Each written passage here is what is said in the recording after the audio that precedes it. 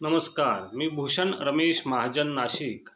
आज मी आपल्याशी किंवा आपल्याबरोबर एका अशा विषयाबरोबर संवाद साधणार आहे, विवेचन करणार आहे, जो विषय आहे राहावे सावधान।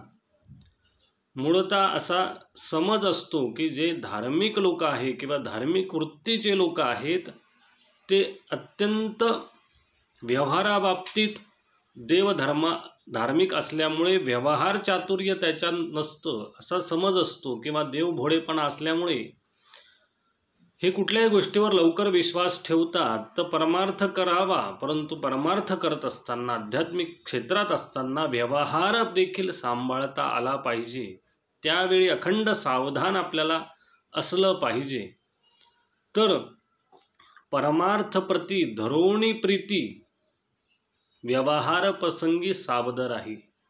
आपण परमार्थिक आहोत, परमार्थ करत आहोत, त्याची गोडी आपल्याला अंतरातून आहे हे जरी सत्य असलं, परंतु व्यवहार करताना आपल्याला सावध राहायचंय।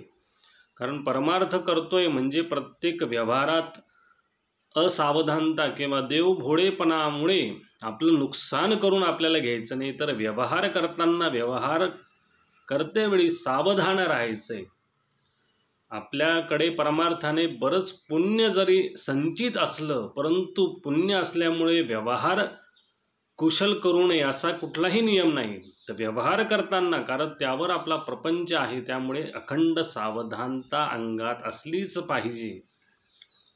परमार्थपंते देवघेव ज्ञानाची, व्यवहार प्रसंगी सावधान राही। परमार्थात ज्ञानाची, अध्यात्माची देवघेव होत असते। देणं घेणं हे ज्ञानाचं चालतं, ज्ञानाचं संवाद होतो, ज्ञानात संपादन केलं जातं, एकाचं ज्ञान एकाला दिलं जातं, देवाविषयीच्या चर्चा त्या विषयात असतात। पण त्यातून जर व्यवहार सिद्धी होत असेल, व्यवहार कोणी साधून घेत असेल, तर तेव्हा मात्र आपण सावध राहिलं पाहिजे। परमार्थ अध्यात्म विषयागोडी, व्यवहारे वेळी व्यवहार सिद्धी।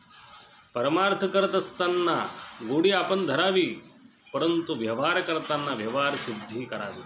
कारण हा समज असतो की जे धार्मिक आहेत त्यांना आपण सहजासहजी फसवू शकतो, अशी एक धारणा असते। देव भोळेपणा त्याला म्हणतात की हा माणूस देव भोळेपणा आहे, त्याला सांगा तो करून घेईल, असं नाही। व्यवहार चातुर्यही महत्त्वाचं। परमार्थ केला, नामस्मरण करतोय, पण व्यवहार पण माझा उत्तम आहे, कारण प्रपंच व्यवस्थित जो करेल, व्यवहार व्यवस्थित चोख ज्यांचा असेल तोच परमार्थ उत्तम करू शकेल। त्यामुळे परमार्थ करत असताना परमार्थ करावा, व्यवहार प्रसंगी व्यवहार चातुर्य आपल्या अंतरात पाहिजे। कारण लोक या वृत्तीचा, आध्यात्मिक वृत्तीचा परमार्थिक असल्याचा फायदा उठवत असतात, हे मात्र लक्षात घेतलं पाहिजे। म्हणून राहावे सावधान।